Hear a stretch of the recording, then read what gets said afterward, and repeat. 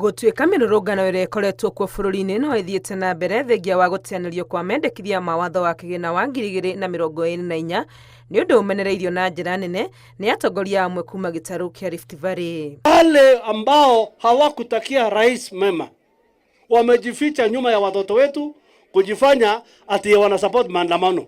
Sasa tumeambia rais ondoa bill kidogo, acha tuone vile iko.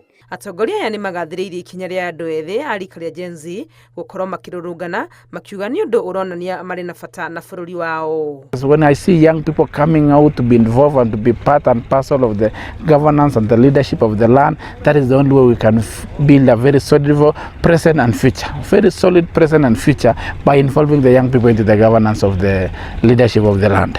Marauga mĩrũrũngano ĩno yarĩ ya thayũ no nĩ itonyereirwo nĩ andũ marĩ na itanya rĩa kũhagũra thirikari nĩguo megune o ene. These crooks who wanted to do the kind of civilian coup came and hijacked a genuine cause and made it to be more about violence and wanted to take over power through the back door. Wale hawakuwa natakia Mheshimiwa Ruto awe rais na wengine wengi. Hiyo maneno tukasema, tukaenda tukaambia rais, tafadhali wacha hii bili kae kidogo ndio tujue wakora na watu ya ukweli.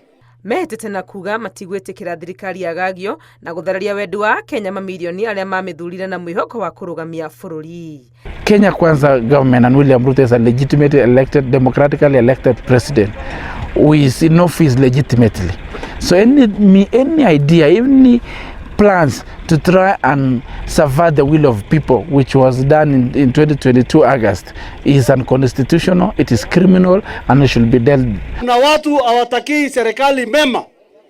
Kuna watu hawatakii wa Kenya kujitegemea. Na hao ndio tunawakemea. Ngĩribotera Inooro TV, rĩtwa rĩakwa nĩ Wangui wa Mwangi.